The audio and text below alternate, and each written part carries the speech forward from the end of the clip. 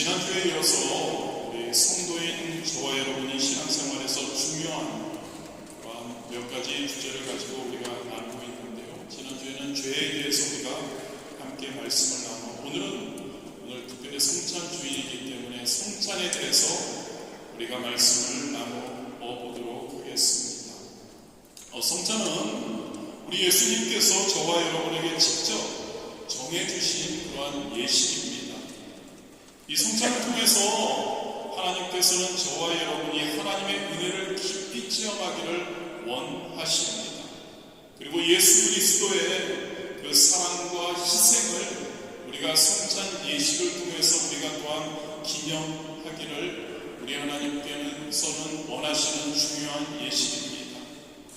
그리고 성찬을 통해서 저와 여러분은 추후에 좀 더 자세히 이야기를 나누겠지만 저와 여러분은 바로 그리스도의 몸으로서 저와 여러분 개개인이 그리스도의 몸으로서 하나가 되는 그러한 예식이 됩니다. 또한 예수님께서 우리를 위해 베푸신 은혜와 사랑을 다시 한번 우리가 되새기는 그런 귀한 시간, 바로 성찬 예식이라고 할 수 있습니다. 이 시간 우리가 어느 정도 다 알고 있지만 한 번 더 다시 한번 우리가 나누며 또 다시 한번 확실한 그러한 성찬에 대해서 우리가 함께 생각해 보았으면 좋겠습니다. 성찬의 기원 그리고 성찬의 의미를 우리가 함께 살펴보겠습니다. 그리고 이 성찬 예식과 그 우리의 삶 가운데 우리가 이 성찬을 대하며 아니면 성찬 후에 성찬을 통해서 우리가 어떻게 성도로서 응답해야 할까? 그것을 통해서 우리의 신앙이 더 굳건해지고 우리 파리수목교회 공동체가 더욱더 연합하는 시간이 될 수 있게 되기를 주님의 이름으로 축복합니다. 성찬의 기원은 예수님이 잡히시기 전날 밤 제자들과 함께 나눈 마지막 만찬에서 비롯됩니다. 이 사건은 신약 성경의 여러 복음서에 기록되어 있는데 특히 본문, 우리가 함께 읽은 본문에 더 자세히 언급되어 있습니다. 제가 여러분들에게 다시 한번 읽어드립니다. 고린도전서 11장 23절에서 26절이죠. 내가 너에게 전한 것은 주께 받은 것이니 곧 주 예수께서 잡히시던 밤에 떡을 가지사 축사하시고 떼어 이르시되 이것은 너희를 위하는 내 몸이니 이것을 행하여 나를 기념하라 하시고 19회 또한 그와 같이 잔을 가지시고 이르시되 이 잔은 내 피로 세운 새 언약이니 이것을 행하여 마실 때마다 나를 기념하라 하셨으니 너희가 이 떡을 먹으며 이 잔을 마실 때마다 주의 죽으심을 그가 오실 때까지 전하는 것이니라. 여러분, 이 말씀은 예수님께서 자신의 몸과 그 피를 상징하는 떡과 잔을 제자들에게 나누어 주시면서 그들을 위해 자신이 희생될 것을 예고하신 그러한 장면을 묘사하고 있습니다. 이 마지막 만찬은 유대교의 6월절 만찬과 연결되어 있습니다. 그리고 이 만찬은 예수님 이것을 통해 이 성찬을 통해 이 마지막 제자들과의 만찬을 통해 새로운 언약을 세우시고 그리고 새로운 구원의 길을 열어주신 것임을 우리가 믿기를 원합니다. 성찬의 의미가 있습니다. 성찬의 의미는 단순히 과거의 사건을 기념하는 것이 아닙니다. 성찬의 의미는 깊은 신앙적 의미가 여러 가지 담겨 있습니다. 이를 통해서 이 성찬을 통해서 우리는 하나님의 은혜를 경험하게 되죠. 그리고 교회 공동체로서의 정체성을 우리는 확인하게 됩니다. 가장 먼저 성찬은 무엇보다도 구원의 은혜를 상징합니다. 그렇습니다, 여러분. 예수님의 몸과 피를 기념하는 것은 그 예수님이, 우리의 주님이신 예수님이 우리를 위해 십자가에서 자신의 생명을 내어주신 것을 기억하는 것이라는 것을 꼭 기억하시기를 바랍니다. 요한복음 6장 53절에서 54절에 예수님께서 저와 여러분에게 이렇게 말씀하신 내가 진실로 진실로 너에게 이르노니 인자의 살을 먹지 아니하고 인자의 피를 마시지 아니하면 너희 속에 생명이 없느니라. 내 살을 먹고 내 피를 마시는 자는 영생을 가졌고 마지막 날에 내가 그를 다시 살리리니. 그렇습니다, 여러분. 예수님의 십자가에서의 희생이 저와 여러분에게 영생을 주신다는 것을 의미하는 겁니다. 믿으시기를 바랍니다. 그리고 예수님의 십자가에서의 희생이 저와 여러분을 죄에서 구원해 주신다는 것을 믿기를 원합니다. 그렇습니다, 여러분. 저와 여러분 성찬을 통해서 예수님의 희생적이고 대속사적인 사랑을 깊이 깨닫는 겁니다. 그리고 구원의 확신을 우리가 얻을 수 있는 거죠. 성찬을 통해서요. 그리고 하나님의 은혜를 체험하게 되는 것이죠. 구원의 첫 번째 의미죠. 무엇보다도 성찬의 첫 번째 의미, 구원의 은혜를 우리는 알 수 있다. 두 번째는 성찬은 또한 교회의 연합을 상징합니다. 그렇습니다, 여러분. 저와 여러분 성찬을 나누며, 물론 성찬이 개인적이지만 우리가 공동체적으로 성찬을 나누며 예수 그리스도의 한 몸으로서 우리는 하나가 된다는 것을 기억하시기를 바랍니다. 고린도전서 10장 17절이죠. 떡이 하나요 많은 우리가 한 몸이니 이는 우리가 다 한 떡에 참여함이라. 그렇습니다. 이 구절은 우리가 하나님의 한 가족임을 강조하고 있습니다.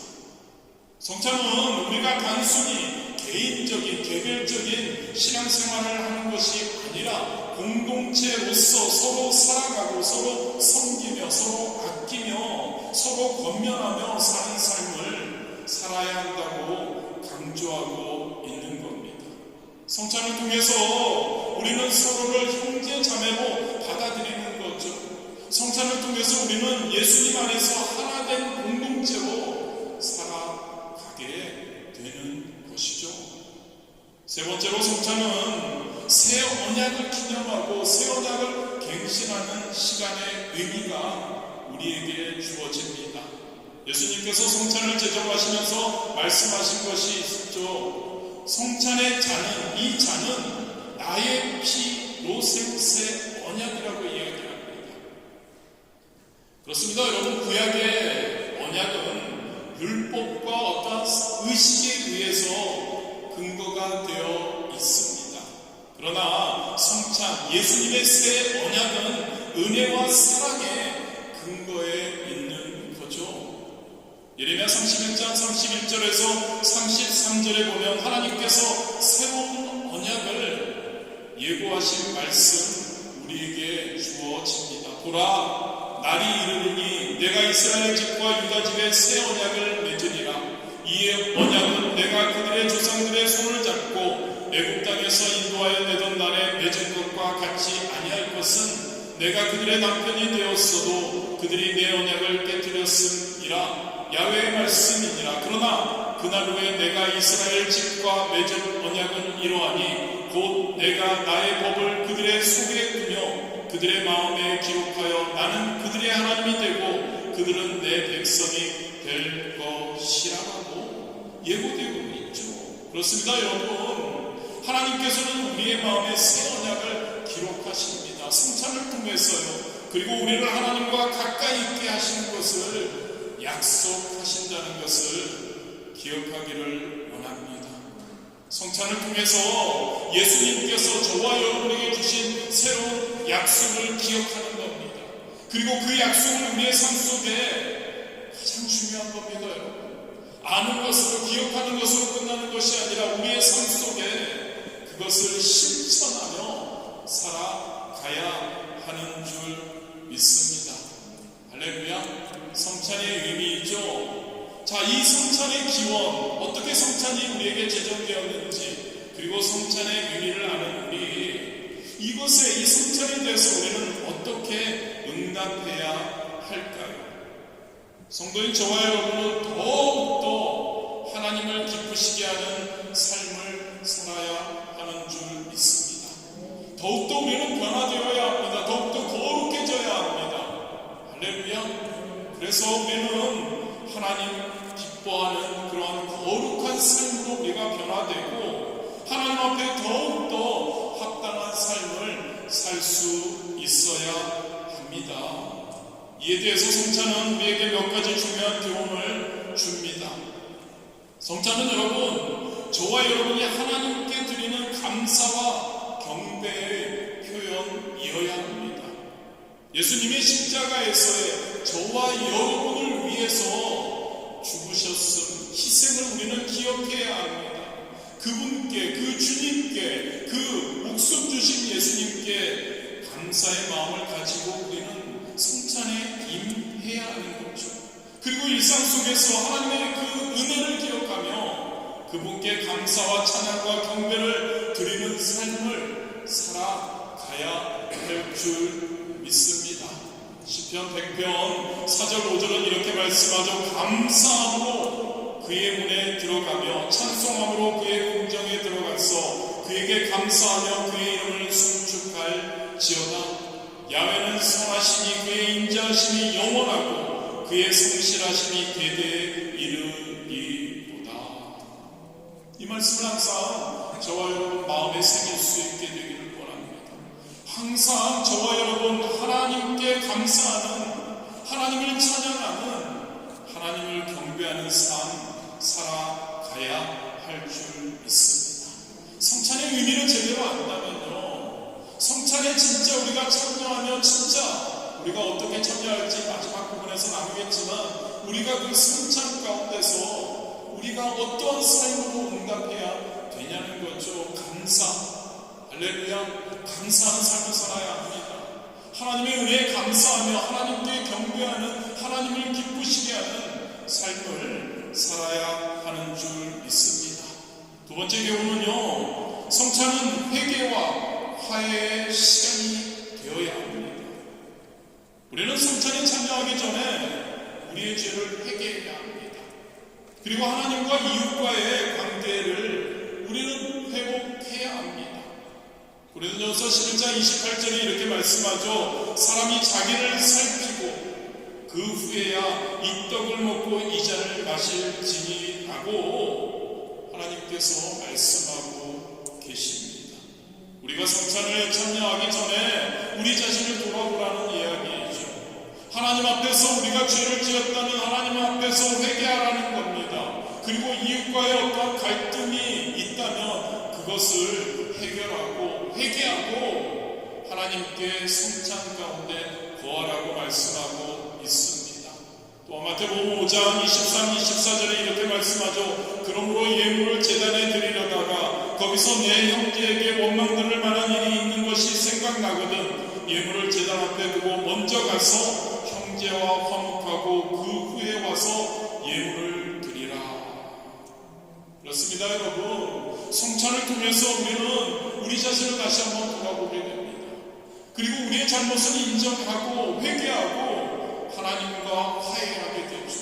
이웃과 화해하게 됩니다. 그것을 성찬을 통해서 우리가 그 시간을 갖게 되죠. 그리고 그렇다면 우리의 삶 가운데 그러한 삶을 또한 살아가야 할 줄 믿습니다. 할렐루야. 우리의 삶이 회개, 화해의 그러한 삶이 되어야 한다는 거죠. 또한 성찬은 우리에게 사랑과 봉사의 삶을 요구합니다. 예수님께서 저와 여러분을 위해서 자신의 목숨을, 자신을 아낌없이 내어주신 것처럼 저와 여러분도 서로를 위해서 희생할 수 있어야 합니다. 저와 여러분도 하나님을 위해서 희생하고 이웃을 위해 희생하고 봉사하는 삶을 살아야 한다는 거죠. 요한복음 13장 34절에 예수님이 이렇게 말씀해 주십니다. 새 계명을 너에게 주노니 서로 사랑하라. 내가 너희를 사랑한 것 같이 너희도 서로 사랑하라. 그렇습니다, 여러분. 저와 여러분의 성찬을 대할 때 그냥 예식으로 그냥 대해서는 안 됩니다. 성찬을 통해서 우리는 예수님의 사랑을 그냥 느끼는 것으로 끝나서는 안 됩니다. 그 사랑을 우리는 배워야 합니다. 그리고 그 사랑을 삶 가운데 실천해야 하는 줄 믿습니다.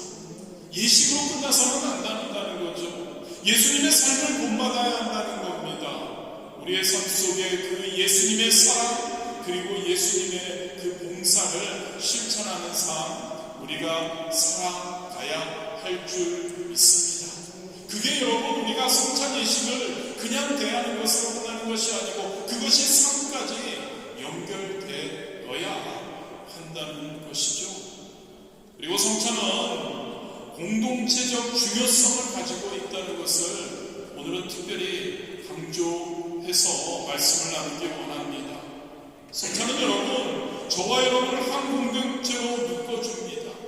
그리고 성찬은 그 공동체 내에서의 서로의 연합과 사랑함을 강조합니다.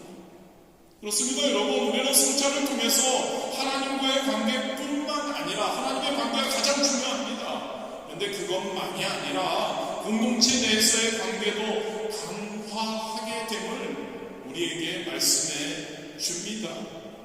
그렇습니다. 여러분 성찬은 우리를 하나로 묶어주는 중요한 역할을 합니다. 성찬을 나누면서 예수 그리스도의 한 몸으로서 우리가 하나가 되는 것이죠. 에베소 4장 4절에서 6절은 이렇게 말씀합니다. 몸이 하나요 성령도 한 분이시니 이와 같이 너희가 부르심의 한 소망 안에서 부르심을 받았느니라. 주도 한 분이시요 믿음도 하나요 침례도 하나요 하나님도 한 분이시니 곧 만유의 아버지시라. 만유 위에 계시고 만유를 통일하시고 만유 가운데 계시도다. 성찬을 통해 저와 여러분 파리수모교회 공동체를 구성하고 있는 저와 여러분 지체인 저와 여러분 한 사람 한 사람이 서로 예수 그리스도 안에서 예수 그리스도의 몸으로 하나됨을 우리는 기억해야 합니다. 그리고 우리는 한 몸으로 각 지체로서 연합을 이루어야 한다는 거죠. 그렇습니다. 여러분 성찬은 우리에게 우리의 신앙생활이 개인의 신앙생활이라고 이야기하지 않습니다. 개인의 신앙생활이죠. 구원은 개인적이기 때문에 그러나 그것에 머물러 있어서는 안 된다고 우리에게 강조합니다. 함께 공동체로서 서로 사랑하고 서로 섬기는 삶을 성찬은 우리에게 강조한다는 것을 여러분 꼭 기억하시기를 바랍니다. 성찬은 또한 공동체 내에서 치유와 회복을 가져옵니다. 우리는 성찬을 통해서 우리 예수님이 우리의 죄를 용서하셨음을 우리가 기억하죠. 감사하죠. 그리고 우리도 서로 서로의 죄를 용서해야 한다는 것을 우리는 알게 됩니다. 관계를 회복해야 한다는 것이죠. 그리고 그것을 통해서 우리가 서로 서로를 용서하고 서로 서로의 관계를 회복하며 우리는 서로 서로 가지고 있는 상처를 치유하게 된다는 거죠. 공동체 내에서 갈등이 이 성찬을 통해서 해결돼야 하는 줄 믿습니다. 이 성찬을 통해서 서로 서로가 화해가 이루어지는 중요한 시간이 되어야 하는 줄 믿습니다. 야고보서 5장 16절은 이렇게 말씀합니다. 그러므로 너의 죄를 서로 고백하며 병이 낫기를 위하여 서로 기도하라. 의인의 강구는 역사하는 힘이 큼이니라. 성찬을 통해 서로의 죄를 용서할 수 있는 우리가 되기를 원합니다.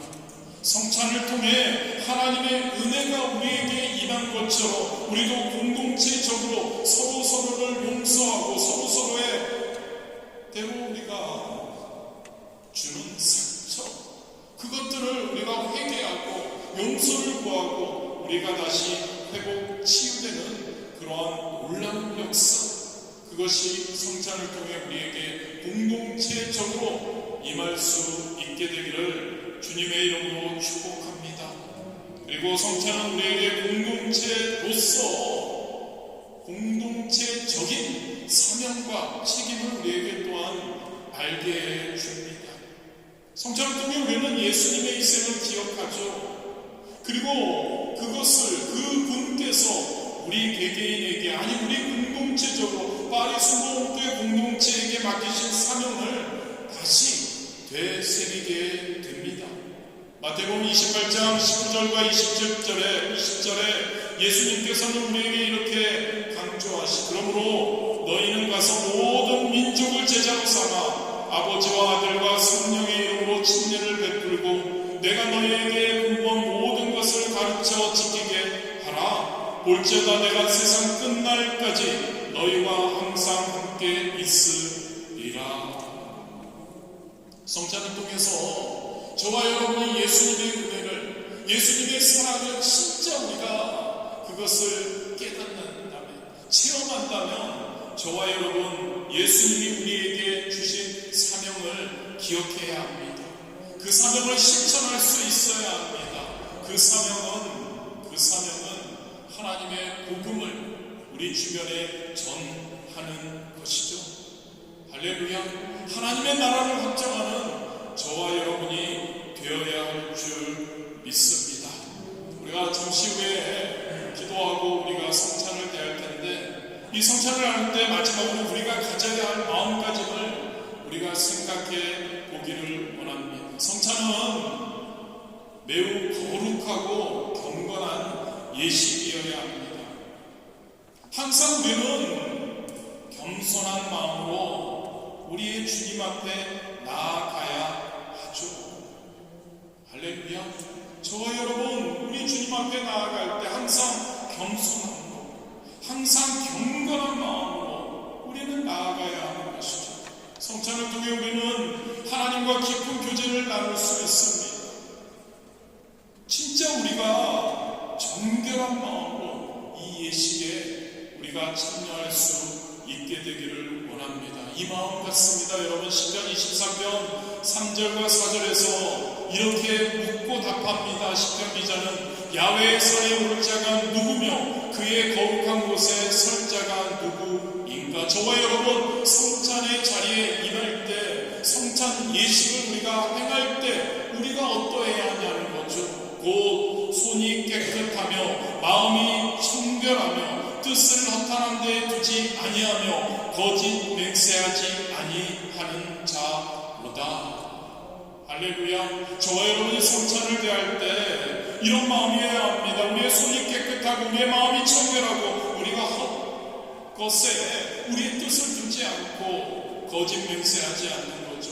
우리가 성도로서 온전한 마음으로 겸손한 마음으로 하나님 앞에 정결한 모습으로 경건한 자세로 성찬에 참여할 수 있게 되기를 주님의 이름으로 축복합니다. 두 번째로 성찬을 위해서 우리는 우리 자신을 돌아보는 시간을 가져야 합니다. 그래서 우리의 죄를 회개하고 하나님께 용서를 먼저 구하는 자세를 가져야 하는 거죠.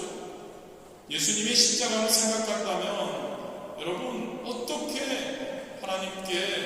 하나님께 우리 자신의 죄된 모습으로 하나님 앞에 설 수 있겠습니까? 저와 여러분의 마음을, 저와 여러분의 삶을 돌아보면서 우리가 기도의 시간을 성찬 예식에 앞서서 기도할 겁니다. 그때 우리를 다시 한번 돌아보고 우리가 어떻게 하면 정결한 모습으로 하나님 앞에 설지, 그것을 위해서 우리가 우리 자신을 철저히 돌이켜 보아야 한다는 것이죠. 시편 139편 23절과 24절에서 다윗은 이렇게 기도합니다. 하나님이여 나를 살피사 내 마음을 아시며 나를 시험하사 내 뜻을 아옵소서. 내게 무슨 악한 행위가 있나 보시고 나를 영원한 길로 인도하소서.